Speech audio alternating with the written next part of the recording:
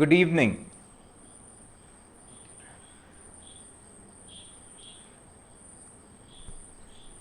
Good evening. നിങ്ങളോടുകൂടെ കുറച്ച് സമയം ചെലവിടാനായിട്ട് അവസരം തന്നതിനായിട്ട് അജിത്തിനോടും നിങ്ങളോട് ഓരോരുത്തരോടും നന്ദി പറയുന്നു. എൻ്റെ പേര് ജോർജ് ചാണ്ടി എന്നാണ്. ഞാൻ CMC വെല്ലൂരിലായിരുന്നു. ഇപ്പോൾ കുറച്ച് നാളായിട്ട് ബിലീവേഴ്സ് ചർച്ച് മെഡിക്കൽ കോളേജിൻ്റെ ഡയറക്ടറായിട്ടും ഗ്യാസ്ട്രോൻട്രോളജിയുടെ ഹെഡായിട്ടും ഇവിടെ സേവനം അനുഷ്ഠിക്കുക. ഞാൻ നിങ്ങളോട് ഇതെന്തുകൊണ്ടാണ് അജിത്തിനോട് ചോദിച്ചപ്പോഴത്തേക്കും ഈ ടോപ്പിക് ചൂസ് ചെയ്യാൻ കാരണം, ഇവിടെ ചുറ്റും പലർക്കും ഈ പ്രോബ്ലത്തിനെ പറ്റി വളരെയേറെ ഭയവും പല വീടുകളും ക്ലോസ് ചെയ്തിട്ടിരിക്കുക. അപ്പം ലോക്ക്ഡൗൺ ഒക്കെ ഉണ്ടെങ്കിൽ അതിൽ കൂടുതലാണ് നമ്മൾ ചെയ്യുന്നത്. അതുകൊണ്ട് ഈ അസുഖത്തിനെക്കുറിച്ചും ഈ വൈറസിനെക്കുറിച്ചും കൂടുതലായിട്ട് മനസ്സിലാക്കുവാനായിട്ട് I think I try and explain as much as I can. 5 ഏരിയസിലോട്ട് I want to spend some time. ഒന്ന്, വൈറസിനെ കുറിച്ച് തന്നെ, വൈറോളജി. രണ്ടാമത് അബൌട്ട് ദ ഹോസ്റ്റ്, നമ്മെപ്പറ്റി. മൂന്നാമത് സൊസൈറ്റിയെ പറ്റി, എപ്പിഡെമിയോളജി. നാലാമത്തത് ട്രീറ്റ്മെൻറ്റ് ഓപ്ഷൻസ്. അഞ്ചാമത്തത് ഭാവി എങ്ങനെയായിരിക്കും, വാക്സിൻ്റെ കാര്യവും. What will the future B? നമ്മൾ മനസ്സിലാക്കേണ്ടത്, നമ്മുടെ ജീവിതകാലത്തിൽ നമ്മൾ കണ്ടിരിക്കുന്നതിലും വെച്ച് ഏറ്റവും വലിയ ഒരു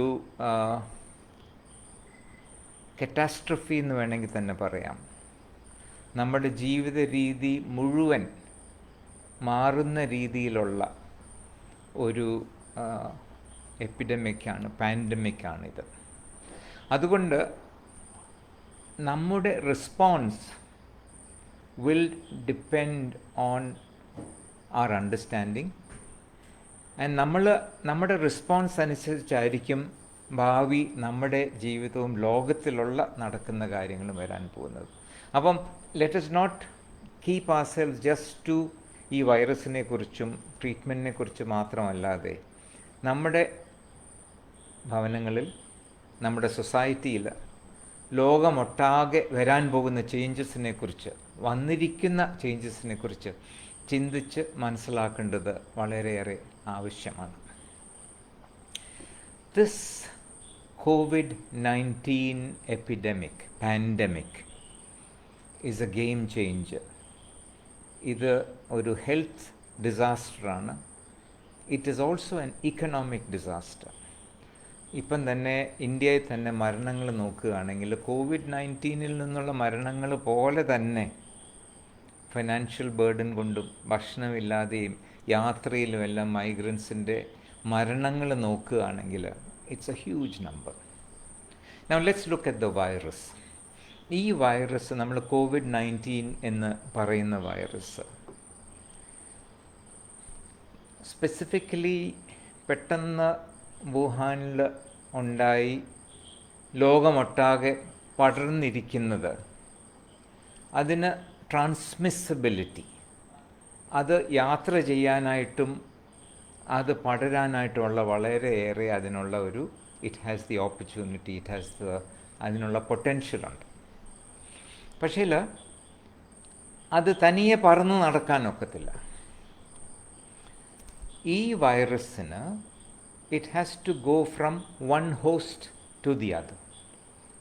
എന്നിൽ നിന്ന് നിങ്ങൾ ഓരോരുത്തരിലോട്ടും വന്നെങ്കിലേ അതിന് ജീവിക്കാനൊക്കത്തുള്ളൂ. So that's one thing about the virus. രണ്ടാമത്, ഈ വൈറസിൻ്റെ ഇൻഫെക്ഷൻ പൊട്ടൻഷ്യൽ നോക്കുകയാണെങ്കിൽ ഇറ്റ് 2-3 കാര്യങ്ങളുണ്ട്. ഒന്ന്, അതിൻ്റെ സ്ട്രെങ്ത്, അതിന് വിറുലൻസ് എന്നാണ് പറയുന്നത്. അപ്പോൾ ആ വൈറസിന് എത്ര സ്ട്രോങ് ആണെന്നുള്ളത്, ആ വൈറസിൻ്റെ തന്നെ പല മ്യൂട്ടേഷൻസ് ഉണ്ട്, ചേഞ്ചസ് ഉണ്ട്. എൻ്റെ അണ്ടർസ്റ്റാൻഡിങ് ഈസ് ദാറ്റ് ഇന്ത്യയിലേക്ക് വന്നിരിക്കുന്ന strain is not as virulent as the ones in some of the other places. അത് ഗവേഷണങ്ങൾ നടന്നുകൊണ്ടിരിക്കുക. ഇതിനെക്കുറിച്ചുള്ള ഡെഫിനിറ്റീവ് പ്രൂഫ് ഇതുവരെ നമുക്ക് കിട്ടിയിട്ടില്ല. So one is the virulence. രണ്ടാമത് is the quantity of the virus. ഇപ്പോൾ എന്നിൽ ആ വൈറസ് വരികയാണെങ്കിൽ എത്ര ആ വൈറസിൻ്റെ ക്വാണ്ടിറ്റി ഉണ്ടെന്നുള്ളത് that will dictate the disease in me. അതേ സമയത്ത് ഏതൊരു ഇൻഫെക്ഷൻ നമ്മുടെ ശരീരത്തിലോട്ട് വരാൻ ശ്രമിക്കുമ്പോഴും ദൈവം നമ്മൾക്ക് നൽകി തന്നിരിക്കുന്ന ഒരു ഇമ്മ്യൂണിറ്റിയുണ്ട്, അതിനെ തരണം ചെയ്യാനായിട്ടുള്ള ശക്തിയുണ്ട്. അതിനാണ് നമ്മൾ ഇമ്മ്യൂണിറ്റി എന്ന് പറയുന്നത്. അപ്പോൾ ഈ ഇമ്മ്യൂണിറ്റിയുടെ ബേസിസിലാണ് മോർബിഡിറ്റി ഉള്ള കോമോർബിഡിറ്റീസ്, അസുഖങ്ങൾ, മറ്റസുഖങ്ങളുള്ള ആളുകൾക്ക് എന്ന് വെച്ചാൽ ഇമ്മ്യൂണിറ്റി കുറഞ്ഞിട്ടുള്ളവർ, ക്യാൻസർ ഉള്ളവർക്ക്, ബോൺ മാരോ ഡിപ്രഷൻ ഉള്ളവർക്ക്, ഡയബറ്റീസ് ഉള്ളവർക്ക്, തൈറോയിഡ് ഡിസീസ് ഉള്ളവർക്ക്, ചിലപ്പം ഹൈപ്പർ ടെൻഷൻ ഉള്ളവർക്ക്, അങ്ങനെ ഉള്ള ആളുകൾക്ക് ഈ വൈറസ് ഉള്ളിൽ വന്നാൽ അതിൽ നിന്നുള്ള ചേഞ്ചസ് ഒരുപാട് കൂടുതലാകാനായിട്ട് സാധ്യതയുണ്ട്. അതുകൊണ്ടാണ് അങ്ങനെ പ്രയാസങ്ങളുള്ളവരെ നമ്മൾ പ്രൊട്ടക്റ്റ് ചെയ്യണമെന്ന് പറയുന്നത്. അതുപോലെ തന്നെ പ്രായമുള്ളവരുടെ ഇമ്മ്യൂണിറ്റി ഇങ്ങനെ നമ്മുടെ പ്രായം കൂടുന്നതനുസരിച്ച് ഇമ്മ്യൂണിറ്റിയും കുറഞ്ഞു വരും. അപ്പോൾ അങ്ങനെ ഇമ്മ്യൂണിറ്റി കുറയുന്ന സമയത്ത് നമ്മൾക്ക് ഈ വൈറസിനെ തരണം ചെയ്യാനായിട്ടുള്ള ശക്തി കുറയും. So I have talked about the virus, I have talked about the host. പിന്നെ മനസ്സിലാക്കേണ്ടത് what happens within the community. ഇതിനു വേണ്ടി ഞാൻ ഒരു ഹെപ്പറ്റോളജിസ്റ്റാണ്, ലിവർ സ്പെഷ്യലിസ്റ്റ്. അതിൻ്റെ ബേസിസിൽ ഒരു ചെറിയ കഥ നിങ്ങളോട് പറയാം. നിങ്ങളൊക്കെ ജനിക്കുന്നതിന് മുൻപ് ഞാനൊക്കെ കൊച്ചിലെ ഞങ്ങൾക്കൊക്കെ മഞ്ഞപ്പിത്തം വരുമായിരുന്നു. മഞ്ഞപ്പിത്തം അന്ന് മനസ്സിലാക്കിയ ഈ മഞ്ഞപ്പിത്തം, ജോണ്ടിസ് എന്നുള്ള അസുഖം, ഹെപ്പറ്റൈറ്റിസ് എ. ഈ ഹെപ്പറ്റൈറ്റിസ് എ സ്പ്രെഡ് ചെയ്യുന്നത് എങ്ങനെയാണെന്ന് വെച്ചാൽ വെള്ളത്തിൽ കൂടിയും ഭക്ഷണത്തിൽ കൂടിയും ഒക്കെ, ചിലപ്പോൾ ഈച്ച വന്നിരുന്നൊക്കെ. അപ്പം അന്നത്തെ കാലത്ത് ഞങ്ങൾക്കൊക്കെ ഇതിൻ്റെ ചെറിയൊരു ഇൻഫെക്ഷൻ കിട്ടിയിട്ടുണ്ട്. അപ്പോൾ ആ ഇൻഫെക്ഷൻ കിട്ടുന്ന സമയത്ത് എന്ത് സംഭവിക്കുന്നു പറഞ്ഞാൽ ശരീരം അതിനെതിരെ ആൻറ്റിബോഡീസ് ഉണ്ടാക്കും. അപ്പോഴങ്ങനെ ഒരു ഇൻഫെക്ഷൻ വന്നു കഴിഞ്ഞാൽ ലൈഫ് ലോങ് നമ്മൾക്ക് പ്രൊട്ടക്ഷൻ ഉണ്ട്. ഇന്നിപ്പം അത് സംഭവിക്കുന്നില്ല.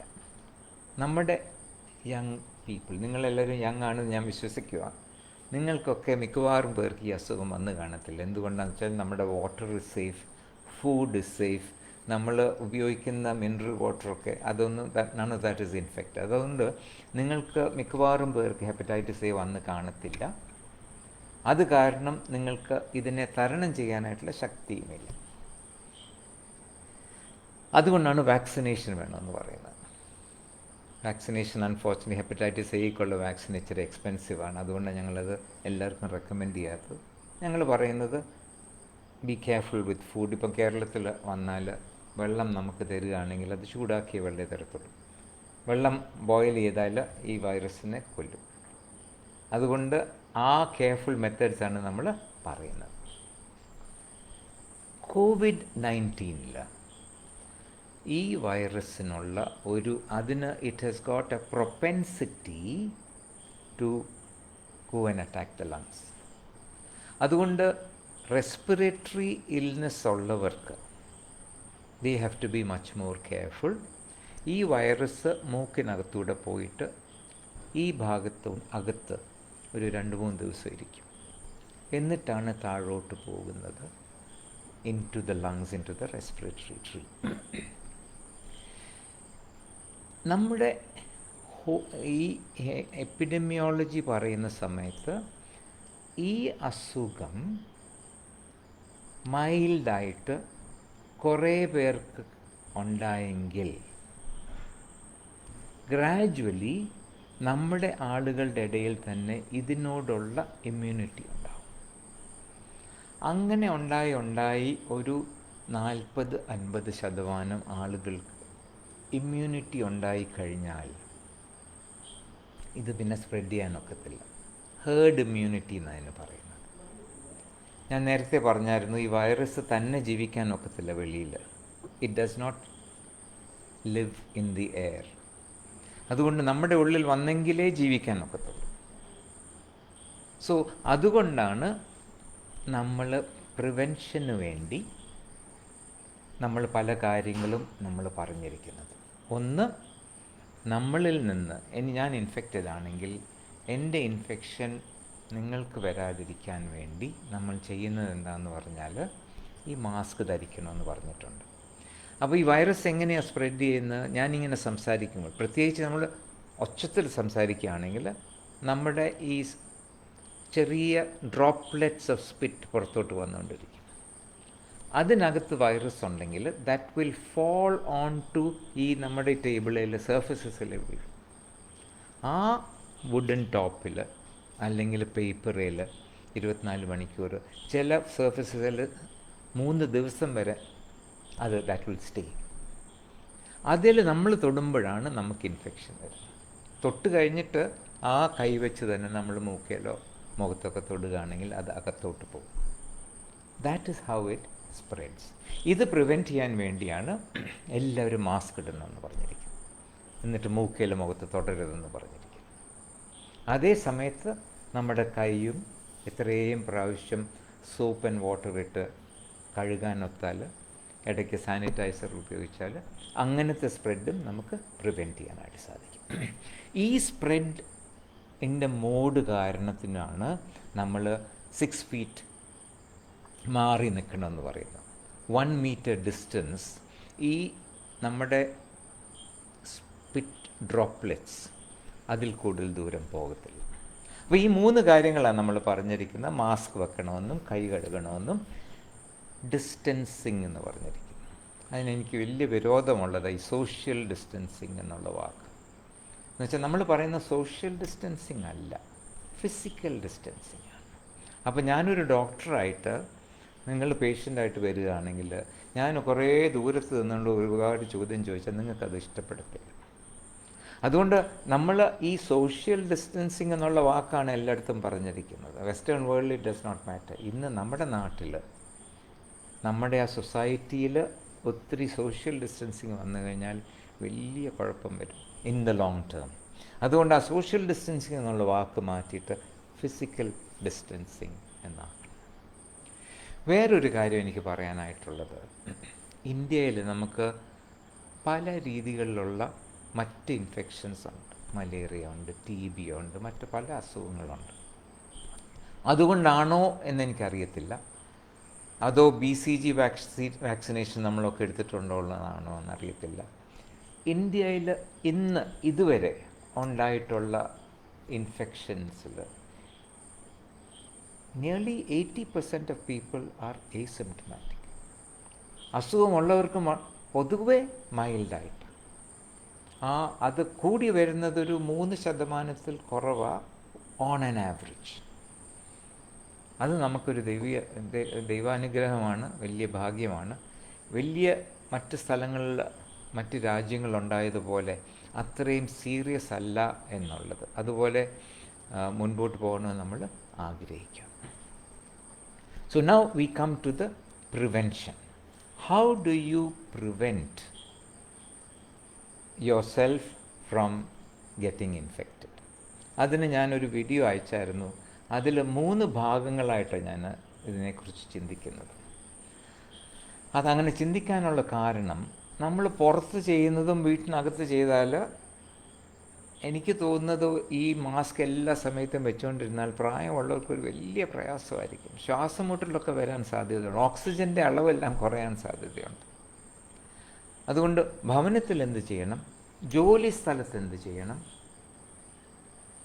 കടകളിൽ നമ്മൾ എന്തെങ്കിലും വാങ്ങിക്കാൻ പുറത്തു പോകുന്ന സമയത്ത് എന്ത് ചെയ്യണം, അതിനെക്കുറിച്ച് ചുരുക്കമായിട്ട് ഞാനൊന്ന് പറയാം. 1, ജോലി സ്ഥലത്ത് പോകുന്ന സമയത്ത് അവിടുന്ന് നമുക്ക് ഇൻഫെക്ഷൻ കിട്ടാനായിട്ട് സാധ്യത. അതുകൊണ്ട് റെഗുലർലി നമ്മുടെ സർഫസസ് സാനിറ്റൈസ് ചെയ്തുകൊണ്ടിരിക്കണം. അത് നിങ്ങളെല്ലാവരും ജോലി ചെയ്യുന്ന സ്ഥാനങ്ങളിൽ അത് ഒരു റെഗുലർ, നിങ്ങൾ ഈ ഹൗസ് കീപ്പേഴ്സിനോട് നമ്മൾ പറയേണ്ടത് അവർ ഗ്ലൗസ് ഇട്ടിട്ട് ഇതെല്ലാം ക്ലീൻ ചെയ്തുകൊണ്ടിരിക്കണം. ഇപ്പം ഒരു ബാങ്ക് ഓഫീസറാണെങ്കിൽ, അപ്പോൾ നമ്മൾ ആ കൗണ്ടറിൽ ആരെങ്കിലും വന്ന് നിൽക്കുകയാണെങ്കിൽ നമ്മോട് സംസാരിക്കുമ്പോൾ കുറച്ച് ഡ്രോപ്ലെറ്റ്സ് എല്ലാം വീഴും. അടുത്ത ആൾ വരുമ്പോഴത്തേക്ക് അത് തൊടുകയാണെങ്കിൽ, മൂക്കിലോട്ട് പോവുകയാണെങ്കിൽ ഇൻഫെക്ഷൻ വരാം. അതുകൊണ്ട് സാനിറ്റൈസിങ്, ക്ലീനിങ് സർഫസസ് വളരെ ഇമ്പോർട്ടൻ്റാണ്. അതേ സമയത്ത് നാം ഓരോരുത്തരും രാവിലെ ജോലിക്ക് പോകുന്ന സമയത്ത് ഐഡിയലി വർക്ക് പ്ലേസിൽ വേറൊരു സെറ്റ് ഓഫ് ക്ലോത്ത്സ് ഉണ്ടെങ്കിൽ, ഇപ്പം ഞാൻ ജർമ്മനി പോയ സമയത്ത് അവിടെ ഹോസ്പിറ്റലിലോട്ട് കയറുന്നതിന് മുൻപ് ഒരു സെറ്റ് ഓഫ് ഷവേഴ്സ് ഉണ്ട്. അവിടെ നമ്മൾ ഷവർ എടുത്തിട്ട് ചേഞ്ച് ചെയ്ത് we get in to scrubs and go to work. അപ്പം അങ്ങനെ ചെയ്യാൻ ഒത്താൽ ജോലി ചെയ്ത് കഴിയുന്ന സമയത്ത് you leave the scrubs there, അത് വാഷ് ചെയ്യാനായിട്ട് പോവും.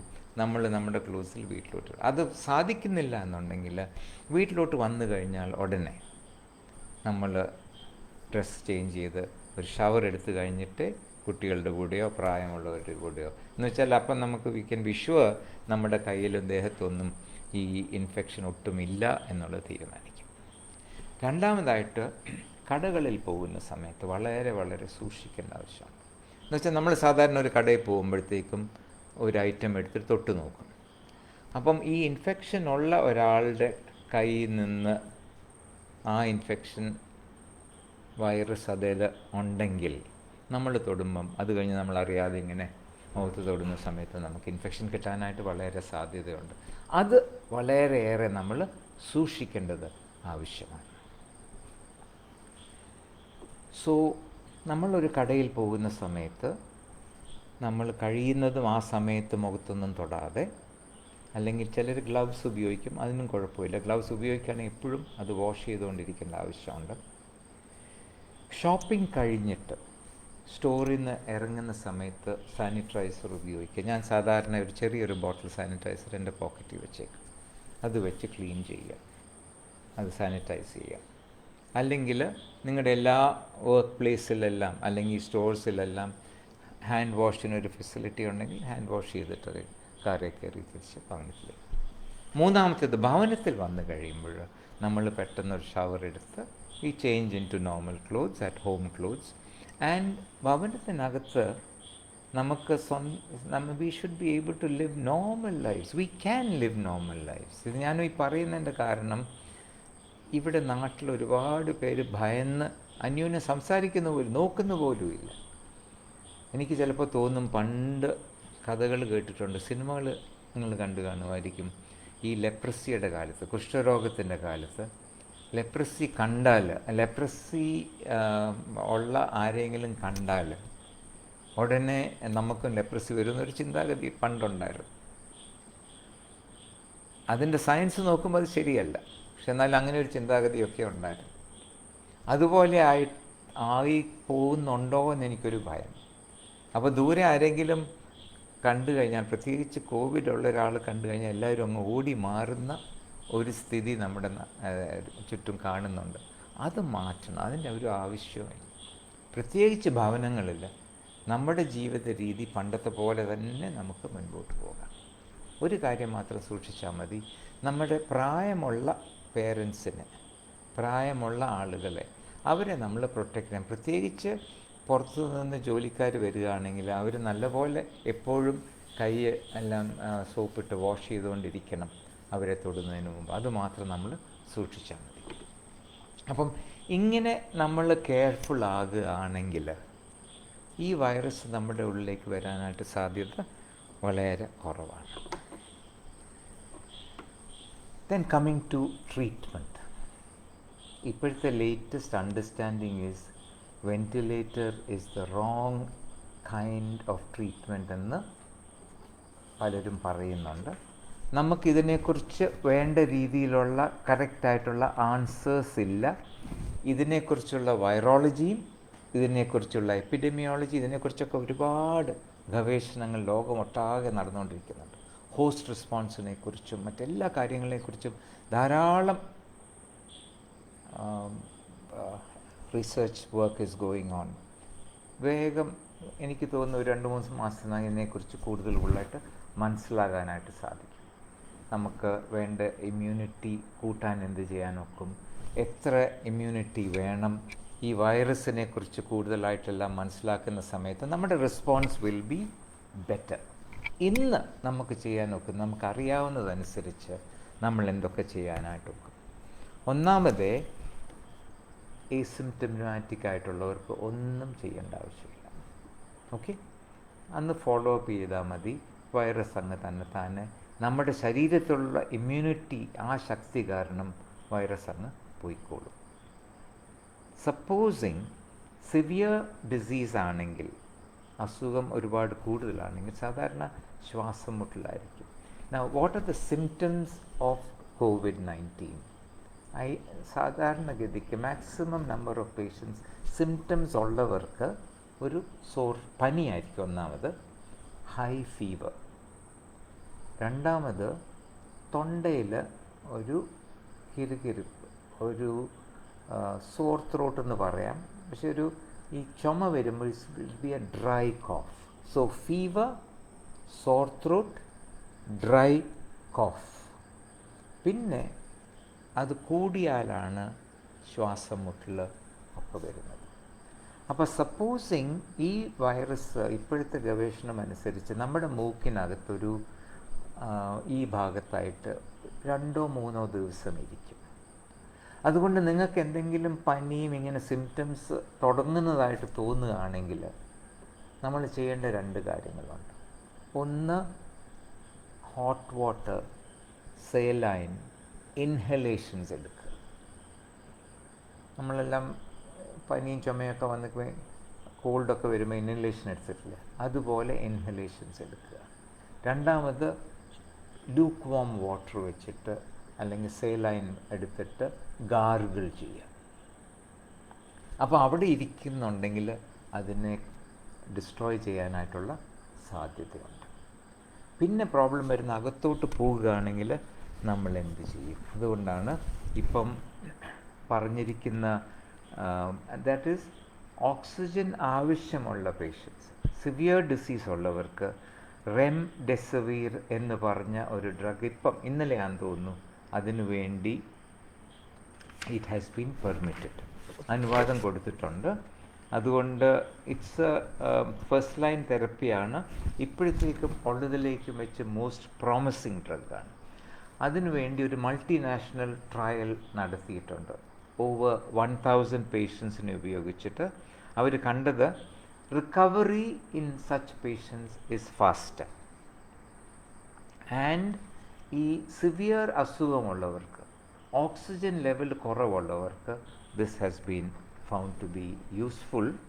200 milligrams IV on day 1 followed by 100 milligrams IV for 10 days. അതിൻ്റെ സൈഡ് എഫക്ട്സ് ചില നോസിയ, വോമിറ്റിംഗ്, ലിവർ എൻസൈംസിൻ്റെ ലെവൽ കുറച്ചൊന്ന് കൂടാനായിട്ട് സാധ്യതയുണ്ട്. പക്ഷേ ഇതിന് വേറൊന്ന് കണ്ടിരിക്കുന്നത്, the earlier you start the response is much better. പിന്നെ നിങ്ങൾ ചോദിച്ച വേറൊരു ഡ്രഗുണ്ട്, ഫാവിപിറവിയർ. അത് ഒരു റഷ്യൻ മെയ്ഡ് ഡ്രഗാണ്. സം എഫിക്കസി അതൊരുപാട് ജപ്പാനിലും ചൈനയിലും ടർക്കിയിലും ഇന്തോനേഷ്യയിലും യൂസ് ചെയ്തിട്ടുണ്ട്. പക്ഷേ യുണൈറ്റഡ് സ്റ്റേറ്റ്സിലൊക്കെ ഇതിൻ്റെ റാൻഡമൈസ് കൺട്രോൾ ട്രയൽസ് നടന്നുകൊണ്ടിരിക്കുക. അവർ കണ്ടുവരുന്നത് വൈറൽ ക്ലിയറൻസ്, ഒരുപാട് സിവിയർ ഡിസീസ് ഉള്ളവരുടെ വൈറൽ ക്ലിയറൻസ് കുറച്ചുകൂടെ ഫാസ്റ്റർ ആണെന്നുള്ളതാണ് കണ്ടുവരുന്നത്. അതിൻ്റെ final word on this has not been said. അത് നടന്നുകൊണ്ടിരിക്കുക ഈ റിസർച്ച് സ്റ്റഡീസ്. അതിൻ്റെ dose 1600 milligrams twice a day on day 1 followed by 600 milligrams twice a day for 7 to 14 days. പിന്നെ 2 കാര്യങ്ങളാണ് പറയാനായിട്ടുള്ളത്. ഹൈഡ്രോക്സി ക്ലോറോക്വിൻ, അതിൻ്റെ എഫിക്കസി നിങ്ങൾ വായിച്ച് കാണുമായിരിക്കും. ICMR ഇന്ത്യയിൽ അത് വളരെ യൂസ്ഫുൾ ആണെന്ന് നമ്മൾ ശക്തിയായിട്ട് പറഞ്ഞു. ആ സമയത്ത് ലോകത്തിലേക്ക് വെച്ച് ഏറ്റവും ലീഡിംഗ് ആയിട്ടുള്ള സയൻസ് ജേർണൽ ലാൻസെറ്റിലൊരു ആർട്ടിക്കിൾ വന്നത് യൂസ്ഫുൾ അല്ല എന്ന്, WHO പറഞ്ഞ് യൂസ്ഫുൾ അല്ല എന്ന്. പക്ഷേ നമ്മൾ ഇന്ത്യയിൽ വളരെ സ്ട്രോങ് ആയിട്ട് പറഞ്ഞു ഇറ്റ്സ് വെരി യൂസ്ഫുൾ. അതിപ്പോൾ അതുകൊണ്ട് ആ ലാൻസെറ്റിലെ ആർട്ടിക്കിൾ അവർ റിട്രാക്ട് ചെയ്തിരിക്കുക. ഇന്ത്യ ഒട്ടാകെ എല്ലാ പല സെൻറ്റേഴ്സിലും ഞങ്ങളുടെ ഇവിടെ ബിലീവേഴ്സിലും ഞങ്ങളും ഇതിനകത്തുണ്ട് to study the use of hydroxychloroquine. Hydroxychloroquine മലേറിയയ്ക്ക് ഉപയോഗിക്കുന്ന മരുന്നാണ്, അല്ലെങ്കിൽ ഈ റൂമറ്റോയിഡ് ആർത്രൈറ്റിസ് ഉള്ളവർക്ക് ഉപയോഗിക്കുന്ന മരുന്ന്. ദാറ്റ് നമ്മുടെ എക്സ്പീരിയൻസിൽ നിന്ന് it is definitely useful in preventing the infection. അതുകൊണ്ട് അതിപ്പോൾ എടുക്കണോ, that will come out very soon. അത് യൂസ്ഫുള്ളായിട്ട് കാണുകയാണെങ്കിൽ നമുക്ക് ഒരുപാട് പേരെ രക്ഷിക്കാനായിട്ട് സാധിക്കും. അതിൻ്റെ ഡോസ് നമ്മൾ പറഞ്ഞിരിക്കുന്നത് 400 milligrams twice a day on day 1, followed by 200 milligrams twice a day for 5 days. വേറൊരു ഡ്രഗ് ഉള്ളത് ലോപ്പിനവീർ, റിറ്റുനവീർ എന്നുള്ള പേര്. അത് HIV ഉപയോഗിക്കുന്ന മരുന്നാണ്. അത് ഇപ്പം കുറച്ച് എഫിക്കസി ഉണ്ടെന്ന് കാണുന്നു. അതിനെക്കുറിച്ചും സ്റ്റഡി നടന്നുകൊണ്ടിരിക്കുന്നുണ്ട്. ഇന്ത്യയിൽ പല സെൻറ്റേഴ്സിലും ഈ കോൺവാലസെൻറ്റ് പ്ലാസ്മ, ദറ്റ് മീൻസ് ഈ അസുഖത്തിൽ നിന്ന് റിക്കവർ ചെയ്തവരുടെ പ്ലാസ്മ എടുത്തുകൊണ്ട് പേഷ്യൻസിന് കൊടുക്കാൻ ശ്രമിച്ചിട്ടുണ്ട്. അത് നേരത്തെ പെട്ടെന്ന് കൊടുക്കുകയാണെങ്കിൽ എഫിക്കസി ഉണ്ട്. ചൈനയിൽ ചെയ്ത ഒരു റാൻഡമൈസ് കൺട്രോൾ ട്രയലിൽ ഈ വൈറൽ RNA ക്ലിയറൻസ് പെട്ടെന്നുണ്ടെന്നാണ് കണ്ടത്. സോ ദാറ്റ് ഈസ് ഓൾസോ പലയിടത്തും ട്രയൽ നടന്നുകൊണ്ടിരിക്കുകയാണ്. നമുക്കിതിനെക്കുറിച്ച് ഡെഫിനറ്റ് ആൻസർ ഇതുവരെ കിട്ടിയിട്ടില്ല. Now how do we go, അതുകൊണ്ട് നമുക്ക് how do we go on from this? Prevention strategies എന്തൊക്കെയാണ്? വാക്സിനേഷൻ, ഈ അസുഖത്തിന് വേണ്ടി വാക്സിനേഷൻ കിട്ടുകയാണെങ്കിൽ, നമ്മൾ വാക്സിൻ കണ്ടുപിടിക്കുകയാണെങ്കിൽ then that is the best thing. അപ്പം വാക്സിൻ ഒന്ന് രണ്ടിടത്ത് ശരിയായി എന്ന് പറയുന്നുണ്ട്. പക്ഷേ ഒരു വാക്സിനേഷൻ്റെ കാര്യം നമ്മളെല്ലാവരും മനസ്സിലാക്കേണ്ടത്, it has to be beneficial for a large number of people. ഒരുപാട് പൈസ ഉള്ളവർക്കോ കുറച്ച് പേർക്ക് കൊടുത്തിട്ട് അവരെ മാത്രം പ്രൊട്ടക്റ്റ് ചെയ്യുന്നു, പക്ഷേ വേറെ കോംപ്ലിക്കേഷൻസ് ഒന്നും ഇല്ല എന്ന് നമ്മൾ V should be very sure about it. അതുകൊണ്ടാണ് ഈ വാക്സിനേഷൻ അവൈലബിൾ ആകാൻ കുറച്ചുകൂടെ നാൾ എടുക്കുമെന്ന് പറയുന്നത്. അതിൻ്റെ ട്രയൽ ചെയ്തിട്ട് എത്ര ആൻറ്റിബോഡി ഉണ്ടാകുന്നുണ്ട്, ആൻറ്റിബോഡി ഉണ്ടാകുകയാണെങ്കിൽ കംപ്ലീറ്റ് പ്രൊട്ടക്ഷൻ കിട്ടുമോ, എത്ര ആൻറ്റിബോഡി ലെവൽ വേണം. ഇപ്പോൾ തന്നെ ഹെപ്പറ്റൈറ്റിസ് ബിയുടെ നമ്മൾ വാക്സിനേഷൻ എല്ലാവരും എടുത്തിട്ടുണ്ട്. പക്ഷേ അതിൻ്റെ ലെവൽ എത്ര വേണം, ആൻറ്റിബോഡി ലെവൽ നമ്മൾ കാൽക്കുലേറ്റ് ചെയ്യുന്നുണ്ട്. അത് കുറയുകയാണെങ്കിൽ, അല്ലെങ്കിൽ മറ്റസുഖങ്ങളുള്ളവർക്ക്, ഇമ്മ്യൂണിറ്റി കുറവുള്ളവർക്ക് കുറേ കൂടെ കൊടുക്കണം. ഇതെല്ലാം ഒരുപാട് കോംപ്ലക്സ് കാര്യങ്ങളാണ്. അപ്പോൾ അത് വരുന്നത് വരെ, വാക്സിൻ അവൈലബിൾ ആകുന്നത് വരെ നമുക്ക് ചെയ്യാൻ ഒക്കുന്ന 2 കാര്യങ്ങളേ ഉള്ളൂ. ഒന്ന്, stay away from the infection. വരാതെ എസിംപ്റ്റമാറ്റിക് ആയിട്ട് വരുന്നവർക്ക്, അങ്ങനെ വരികയാണെങ്കിൽ കൂടുതൽ ആളുകൾക്ക് സൊസൈറ്റിയിൽ തന്നെ ഇമ്മ്യൂണിറ്റി വരും. നിങ്ങൾ പലരും ചോദിക്കും, നിങ്ങൾ വായിക്കുന്നുണ്ട്, ചിലർക്ക് ഈ ഇൻഫെക്ഷൻ ടെസ്റ്റ് ചെയ്ത് നോക്കുമ്പം ഇല്ല എന്ന് പറയുന്നു, പിന്നെ കുറച്ച് കഴിയുമ്പോൾ പിന്നെ ഉണ്ടെന്നൊക്കെ പറയുന്ന ചില റിപ്പോർട്ട്സ് ഉണ്ട്. അത് മിക്കവാറും അതിൻ്റെ സാധ്യത ഈ വൈറസിൻ്റെ ചെറിയ പാർട്ടിക്കിൾസ് ഉണ്ടായിരിക്കും. അതുണ്ടെങ്കിൽ ഈ PCR ചെയ്യുമ്പോൾ അത് പിക്കപ്പ് ചെയ്യും. പക്ഷെ അത് ഇൻഫെക്ഷസ് അല്ല. അതുകൊണ്ട് എനിക്ക് തോന്നുന്നില്ല അതിനെക്കുറിച്ച് വീണ്ടും വരുമോ, അത് കംപ്ലീറ്റായിട്ട് മാറുന്നില്ലയോ, അങ്ങനെ ഭയപ്പെടേണ്ട ആവശ്യമുണ്ടെന്ന് തോന്നുന്നില്ല. സാധാരണ മറ്റു വൈറസസിൻ്റെയൊക്കെ നോക്കുന്ന സമയത്ത് ഈ അസുഖം സാധാരണഗതിക്ക് ഇൻഫെക്ഷൻ കിട്ടിക്കഴിഞ്ഞാൽ ഇൻക്യുബേഷൻ പീരിയഡ് എന്ന് പറഞ്ഞൊരു സമയമുണ്ട്. ആ സമയത്ത് സിംറ്റംസ് നമുക്കില്ല. അപ്പോൾ സാധാരണ 3 to 5 days കഴിഞ്ഞിട്ടാണ് ഇതിൻ്റെ സിംറ്റംസ് നമ്മൾ കാണുന്നത്. And usually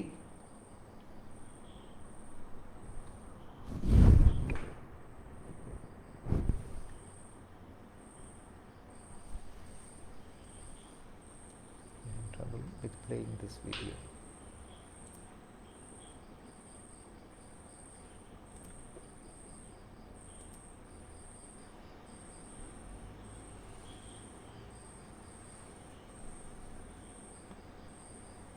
Covered most things, I think.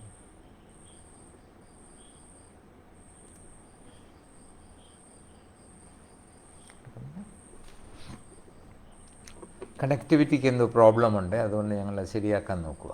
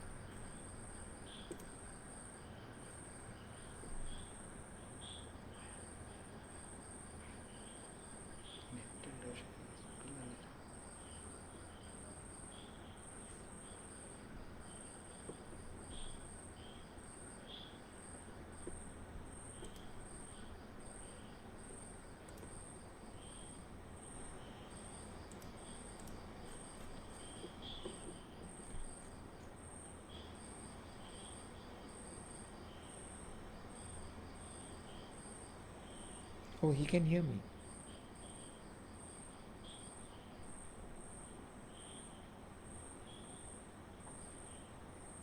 If you can't see me, I can just speak.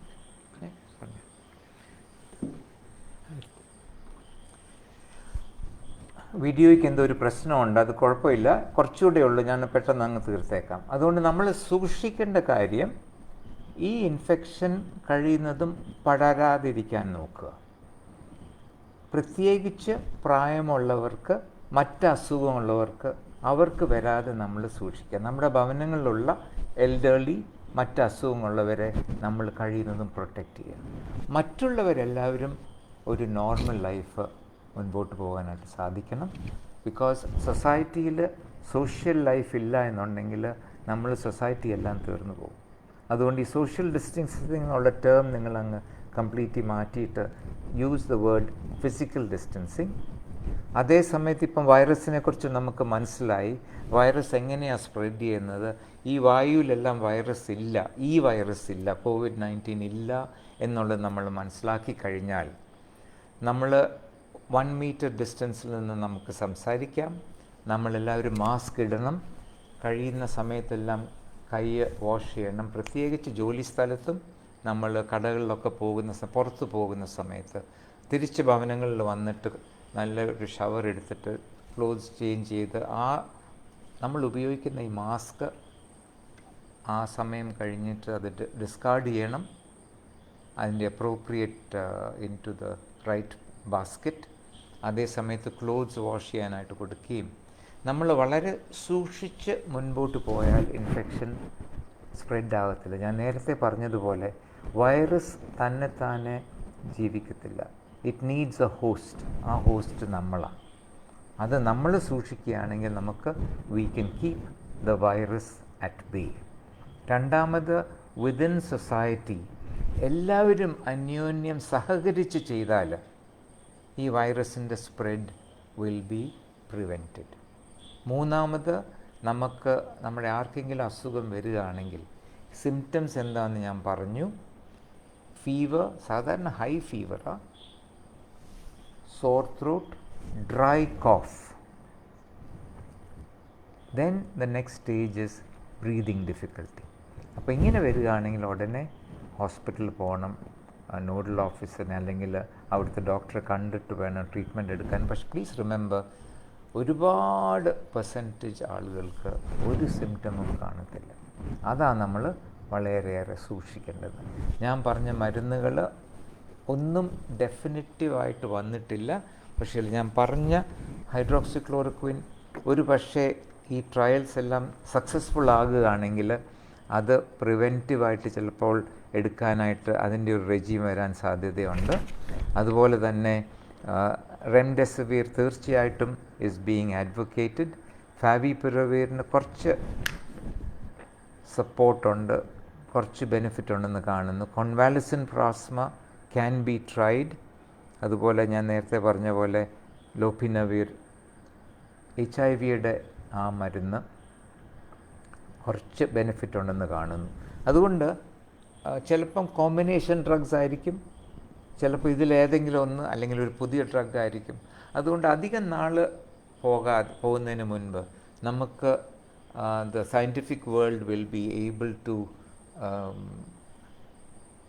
help us find a way to fight this virus. അതുകൊണ്ട് നമ്മൾ അതിനെക്കുറിച്ച് ഒരുപാടങ്ങ് ഇപ്പോഴുള്ള പോലത്തെ ഭാരപ്പെടേണ്ട കാര്യമില്ല. ഈ സാർസിൻ്റെ ഇൻഫെക്ഷൻ വന്നപ്പോൾ പെട്ടെന്ന് അതങ്ങ് പോയി. അതുപോലെ നിപ്പ കേരളത്തിൽ